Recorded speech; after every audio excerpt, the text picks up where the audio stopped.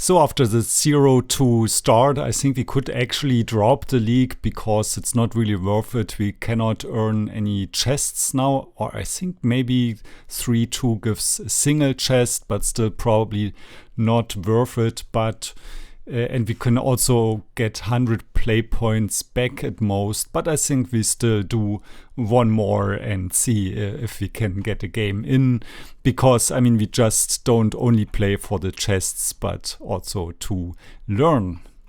So we are on the draw. Our opponent, we don't know if they mulligan. We have a hand which is okay against fair decks. We have 3 lands and we have 2 threats and 2 pieces of interaction.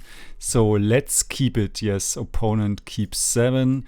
I mean, we don't have any counter magic. We don't have Thoughtseize. So let's hope it's not. Oops. Okay, this is Dryad Arbor. In this case, I think we want to push, because this looks a bit like a desperation play that we want to punish. But it could also be a bait. Maybe they have lots of other lands and want to trick us. But because we are already 0-2, I thought, yeah, maybe this is not a trick play. Okay, there's a Tundra, so it was a trick after all. Or maybe they wanted to save the Tundra from a wasteland. We don't know. Dryad Arbor Tundra probably will not be something with Bowmaster. I think we just play the Nethergoyf. Can they have Daze? It's possible, but not likely. I think we play the Tamiyo around Daze. They probably won't play Swords to Plowshares like before they see how our turn looks like. Okay, there was someone on the door. Now we continue. So the good thing about the situation is that we are 1 land ahead, and this makes it difficult for them to handle everything. However, if they, let's say, have a second white source and 2 Swords to Plowshares, then we are also quite far behind because we don't have many more threats. They start with a Brainstorm, which is probably okay for us because it means they won't be able to handle both our creatures. So, yeah, they probably want to prioritize getting rid of the Tamiyo. However, Nethergoyf is hard to get through the whole game against a deck with white. So yeah, we are still not in a great spot. Let's see. They are able to achieve a perfect Brainstorm, and they show us a tropical island, so no Swords to Plowshares. It could be that they don't have one, or it could also be that they don't that they want to prioritize playing something important next turn. Could be Nadu, for example. I think the best way forward here is to Thoughtseize first, and then we can bounce the Delighted Halfling. I think this is an okay play, and we probably don't need basic lands against this deck. Yes, indeed, there is a Nadu, and we want to take the Nadu. Then they also don't have a blue card. I mean, yeah, because with the Green Suns Zenith, they could find something like Sylvan Safekeeper, which could trigger Nadu. However, it's also not great that he can answer our Tamiyo, but still, then at least we have a free road for the Swords to Plowshares, and we don't know what's on top of the deck. So even either they made a mistake with Brainstorm and didn't think about Thoughtseize, or it's also possible that the top of the library is even better. But yeah, what can we do? I think we don't have a choice but to take the Nadu and let the Swords to Plowshares through. Yes, so let's do this. Take the Nadu. And then we they could have a Caracas in the deck. That's also important. So let's say, I mean, we want to also get the land in the graveyard here. They probably don't play Wasteland, so now we petty theft the Halfling in case they have another Nadu on top. I mean, they can still play it, so, and we don't have counter magic, so maybe, but I mean, they don't know it, right? Maybe we can bluff counter magic. I'm still not sure if it's the best play here.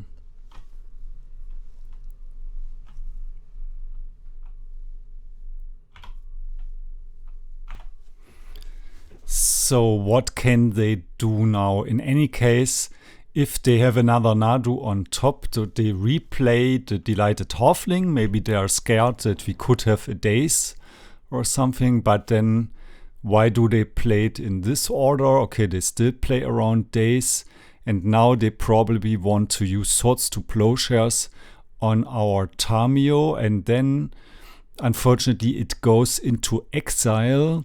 So next turn we can place the Surveil land, yes. Okay, this is interesting. I think for their deck the Nethergoyf isn't great. So they have one mystery card in hand. Let's attack first to get a clue. The question is now, we want to play the Fatal Push. They could have a blue card. They also have Green Sun's Zenith for Nadu. So if they don't have another land, then if we kill the Halfling, this is good for us. So I think we want to push. Maybe we want to use the Surveil land first. Surveil land, push. Let's see. A Force of Will. Yeah, I think, we can also not play. We can also try to force their next play, but I think this is not good because they may have a blue card on top. So I prefer to put this into the graveyard, push the Halfling. Yeah, let me know if you disagree with this play, but 1, 2, 3, 4, 5. But I don't know if our force will be alive at a later point. And now we also grew our Murktide Regent. And even if they are able to deploy Nadu, maybe they don't have a way to trigger it. So they do indeed have another land. There is the Green Sun Zenith, so they have one mystery card and they probably get Nadu. But because we already know they have Force of Will, they cannot have land plus Nadu. And, oh, it's Uro, right? This also makes sense.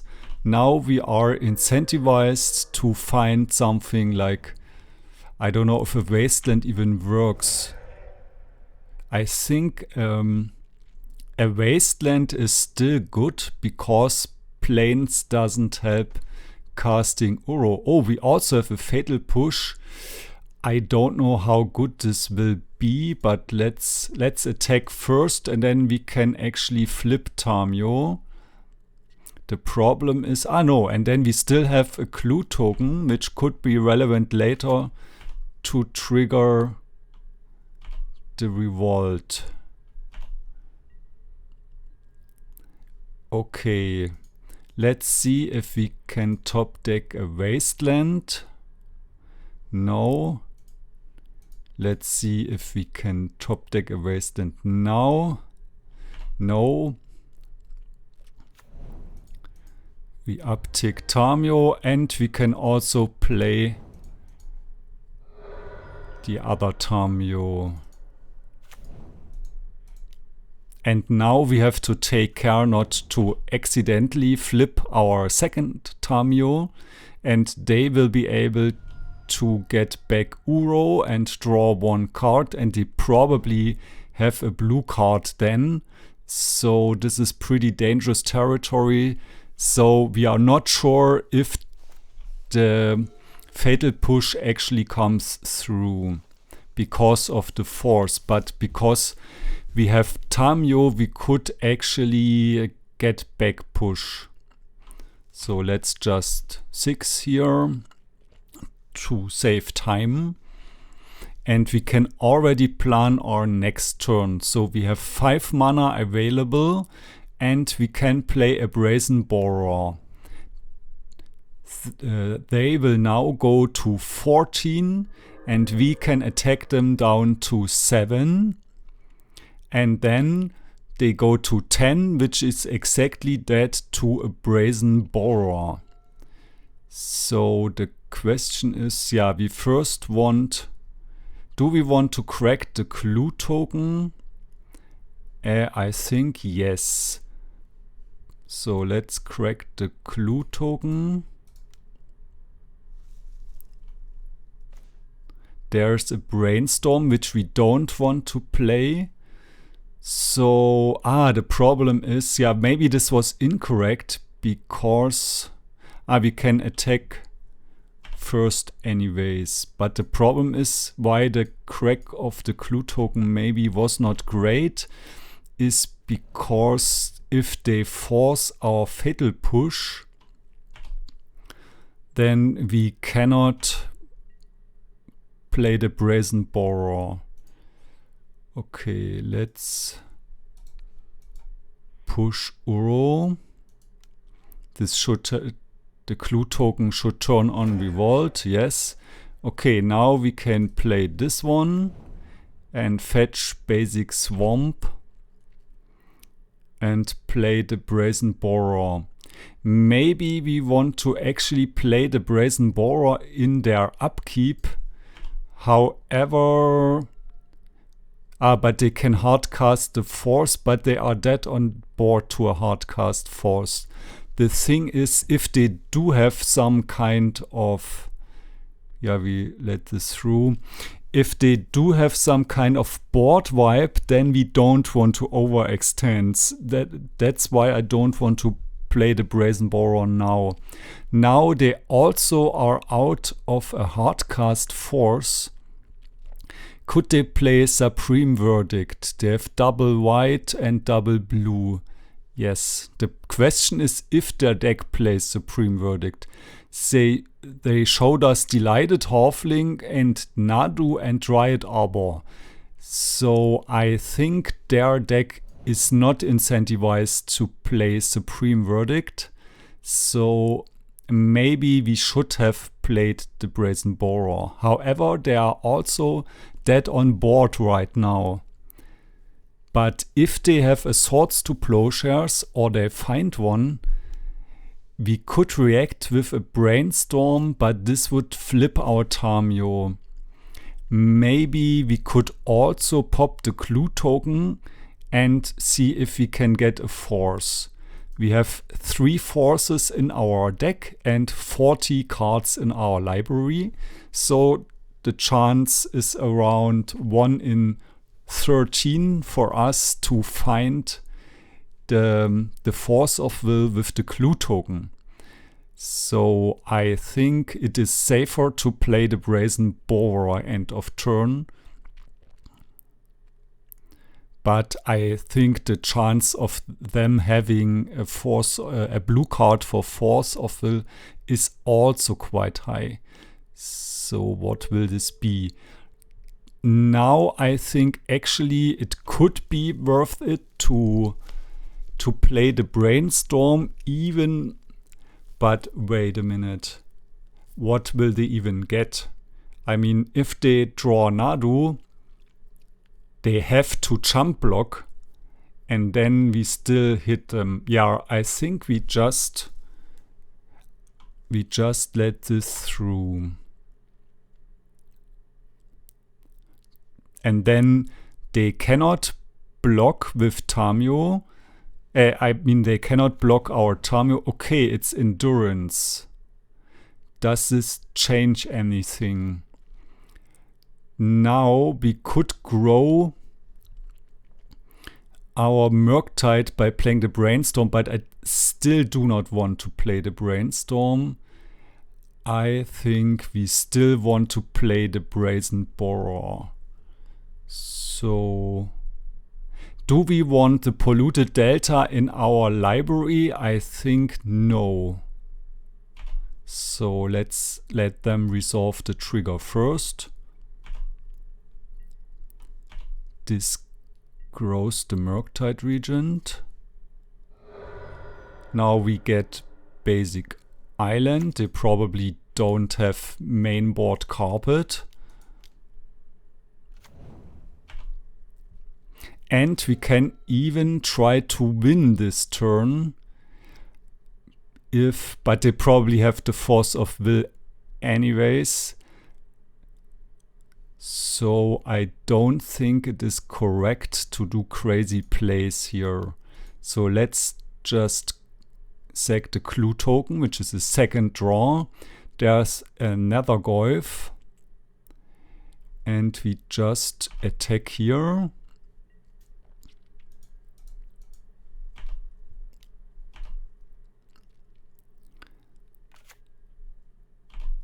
And maybe we just uptick Tamiyo.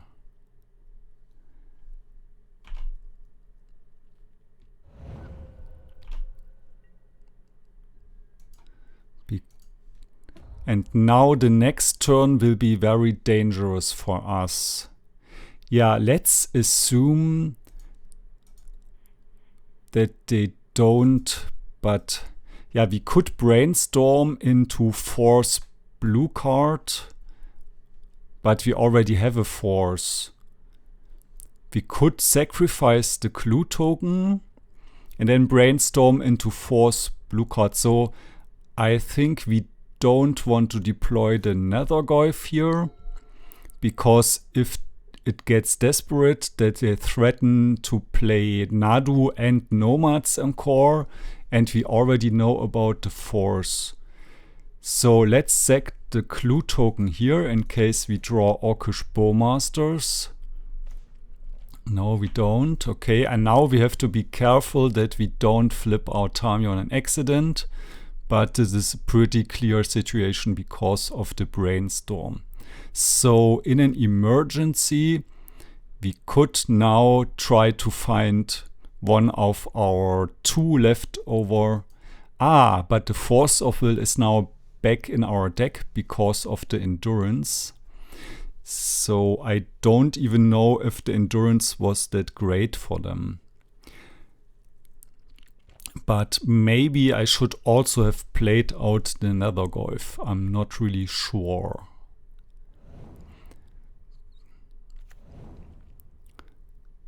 They play a land. Now they have hardcast force available. Do we want to play into the hardcast force? I mean, this means their whole turn is also gone. No, they don't have hardcast force. They only have 4 mana left. So let's force pitching brainstorm, because we want to use the ponder and we don't want to flip it. And if they force back, it doesn't really make much of a difference for us because they can always force. And now they are down at 3 life, which means that the Brazen Borrower is also deadly. The problem is now we don't have the Nethergoyf, so the way it stands now, the Nethergoyf would have been better. Why do they fetch? They only have 1 card in hand. Did they play the force? Yeah, now they have 1 mystery card. this is a Green Sun Zenith, so probably they want to get another... Ah, there's Nadu. Okay, this makes sense.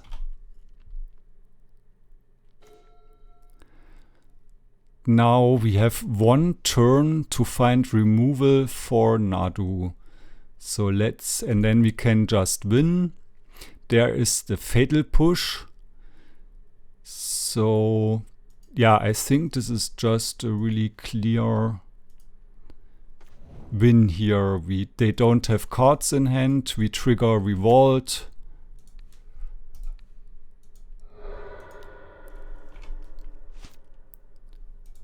Yes. Okay, yeah, this was not optimal. We want to keep this one. But I mean, we win anyways. So here, push it. Ah, they can draw a card, but yeah, I didn't think about this one. But they don't have a land. And we win the first match. And I think against this deck, the Sheoldred's Edicts are really nice because they can get around the trigger of Nadu. They probably will board in the a carpet of flowers or two, but yeah, but maybe we want it because they showed us, but it does not kill lands. So, but they didn't show us Nadu, but I think you don't play. Sorry, they didn't show us Nomads, but I think you always play that. Grafdigger's Cage is useful. We saw Uro, so I think one cage is okay because it stops Uro and it also stops the Green Suns Zenith. I think we also want the Barrowgoyfs because they are good in a long game. Brazen Borrower is maybe not great. Harbinger or Harbinger, I don't know, I think is good because at least in game 1 they went for a lot of non-basics. So we don't know if this was specifically because of game 1 or if this player just has a tendency to get non-basics. So maybe we only get one Harbinger. The problem is there are 4 cards to get out. I think Daze, Daze is great against 3 drops, but we are on the draw. We have the Forcibles and with the Wasteland plan. The game will go long and they may have Carpet of Flowers. So I think we don't want the Dazes. We may want the Force of Negation against the Green Suns Zenith, but I think the Grafdigger's Cage is better here. Yeah, maybe we want a second cage. The problem is if we draw 2 cages, then it could be quite bad, but I don't think this is very likely to happen. We don't have... maybe we go into a control game and remove some Nethergoyfs. I think in a long game the Barrowgoyfs are better. But then if we go for the control route, I think we need the Harbinger. So do we have too many lands? I think no. Maybe we want to get rid of one Ponder. Yeah, maybe I'm overboarding. Feel free to tell me what you would have done. But let's see. Force of Negation would have been very useful as well, but I just don't know how we get the space.